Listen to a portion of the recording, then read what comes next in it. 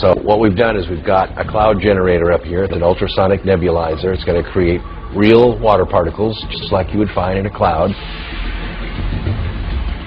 What we're seeing now is we're actually filling this chamber with microscopic water particles. You can see that it's almost completely filled with water vapor. It's beginning to condense a little bit on the sides, just so that you can see the detail. We've got a nice dense fog, just like you were sitting inside a cloud at 50,000 feet. At the bottom of the cloud chamber, Dr. Agnew has constructed an ELF wave transmitter, a miniature version of Haarp.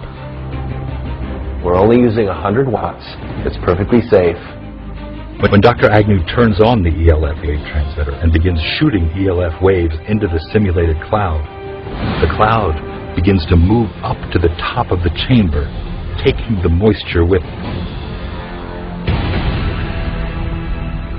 If you get down low enough, you can actually see a clear layer above the antenna. It is actually pushing these water particles up, and that's exactly how Haarp works. What we've done is we've not only pushed the cloud off of the Haarp antenna, but as you can see, our cloud is almost completely gone inside. Haarp does exactly the same thing. It ionizes the particles, pushes them out into space. Haarp is one of several ELF wave transmitters located all over the globe. The United States owns and operates 3 of them, one in Gacona, Alaska, another in Fairbanks, Alaska, and one in Arecibo, Puerto Rico, near Nizhny Novgorod, and the European. Russia has one in Vasilur. The Union has one near Tromsø in Norway. Working in tandem, these transmitters could potentially alter the weather anywhere in the world, changing the jet stream's course entirely, triggering massive rainstorms or droughts. Even hurricane steering would be possible by heating up the atmosphere and building up high-pressure domes that could deflect or change the course of hurricanes. The U.S. government is firm in its position that Haarp is just an atmospheric research facility. But is it more than coincidence that since going online, some experts have reported strange weather anomalies, including massive floods, hurricanes, and earthquakes? Haarp went online in 1994, and construction continued until 2007. There are reportedly a total of 5 known ionospheric heaters, including Haarp, in the world today. There are possibly 20 other ionospheric heaters in existence all over the world.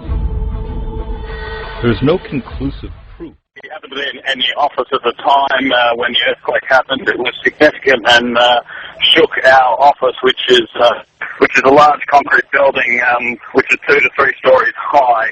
Of course, immediate reaction was to get into the doorways.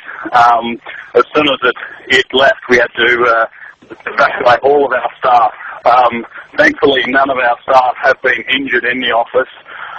However, our compound is probably built better than most structures in this area. And so you can only imagine what's going on. Do you have any initial reports of casualties, deaths, and injuries, Mr. Rogers? No, unfortunately, we haven't been able to get any information per se. We have been in contact with our staff who had left. Some staff had left for the day, and we are trying to gather information now. Staff who has now tried to leave the compound had to return. There was another subsequent aftershock, which was significant and is bringing down extra earth and landslides onto the road, so it's unsafe to move at this moment in time. What I can hear is very distressed people all around in the neighbourhood that we are in. There is a lot of distress and wailing of obviously people trying to find loved ones who are trapped under building and rubble. All right, so you're basically hearing... Correct. I mean, obviously the Haitian authorities will be trying to respond the best that they can, but all power seems to be out in Port-au-Prince. It is obviously very dark at the moment. There are some houses lit up that are obviously using their own generator. We ourselves, as a compound, have our own generator. Of course, we can't enter our office because now there is significant amount of water that has spilled in the office, and we're unsure whether or not there is a live case. The president shortly after 9 a.m. in Hawaii, where he's spending his Christmas vacation. NBC's Chuck Todd is there with more on how the White House is responding tonight. Chuck, good evening to you. Good evening, Carl. Well, as you noted, the president did receive word about this incident about 9:30 this morning, Hawaii time. He's been doing a couple of secure conference calls with his chief counterterrorism advisor, John Brennan, who is back in Washington, and his highest-ranking national security advisor official here, Dennis McDonough, who's chief of staff of the National Security Council. He's received 2 updates so far. He's going to get a 3rd one before the day is ordered, sort of real-time information as they've been getting information during the interrogation process of the suspect, who of course is now detained, Carl. Chuck, we know this is the president's and his family's. Many of them are being used as weather weapons, though they do have the ability to manipulate the ionosphere. And that brings us to something else. December 2001. Scientists at NASA's Ames Research Center in Palo Alto, California make a discovery.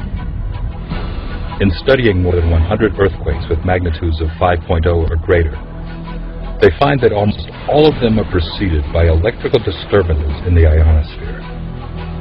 Could there be a connection to Haarp, or a facility like it? To say that Haarp can artificially excite the ionosphere in such a way to cause an earthquake, well, it alarms me. Dr. Agnew experienced the power of ELF waves firsthand back in the 1980s. He was hired by an energy company to locate oil and gas using the same kind of ELF waves at much lower frequencies to carry out his search. It's a process called Earth tomography. During one particular incident, Dr. Agnew believes his use of Haarp-like ELF waves accidentally triggered an earthquake. It was in the spring of 1987 we arrived in Roseburg, Oregon, to use our ELF technology to search for oil and gas. Setting up that day had a little bit different results than we expected, because the instant that we energized it, there was between a 4 and 4.5 on the Richter scale earthquake that occurred. We were so amazed about what seemed to be cause and effect. We get to an area that has a high propensity for earthquakes, in an area known as the megathrust of the Pacific Northwest. We turn it on, and an earthquake occurs. Dr. Agnew demonstrates how he may have triggered the quake. This is a scale model of what the area looked like in Oregon when we scanned for oil and gas in 1987. This strata right here represents the megathrust area underneath the ground. The rock represents the potential energy set up in the ground from a tectonic stress. What we're going to do is introduce ELF waves and demonstrate that it can in fact trigger an earthquake. In this case, Dr. Agnew is using a stereo speaker to produce the ELF waves needed for his demonstration. ELF waves, extremely low frequency waves, are just like a subwoofer. In your car, you can actually feel the vibrations through your body. ELF waves are the same way. They vibrate the earth, and at right resonant frequencies, they can have devastating effects. When the speaker is activated, ELF waves begin to emit. Tiny vibrations in the sand are detected, and then a few seconds later, the rock representing a fault line shifts. As you can see, in a very few seconds, the resonant frequency built up in our model released the potential energy in the rock. That concussion, on a real scale, would have been felt for 100 miles. These conditions are already set up in the ground. All it takes is the activation energy to make the release happen. This is a small scale, and we're only using 30 watts in this scale. When Haarp's broadcast array in Gakona, Alaska sends pulses of ELF waves into the ionosphere, the waves get reflected back down and pass through the earth and ocean. If 3.6 million watts of ELF waves were purposely or accidentally aimed at an already unstable fault line, it could, according to Dr. Agnew, cause a tremendous earthquake. You know, looking at just simple instabilities, you know, what does it take to create an avalanche? A guy walking across an unstable ice field. What does it take to trigger an earthquake? The right signal coming in when the pressures are already built up and are at their threshold, that feather And in our case, that hammer releases that energy. Conspiracy theorists believe Haarp is responsible for triggering earthquakes in enemy territories, like Iran, China, and rogue parts of Afghanistan over the past 3 years. But Haarp's startling potential doesn't end there. Some say it's linked to a strange phenomena occurring in our skies. In recent years, peculiar cloud formations have been appearing in the skies all over the world with increasing frequency. I think most of us in North America have wondered at these plumes crisscrossing the sky in grid patterns, parallel rows, and the now familiar X's. And many of us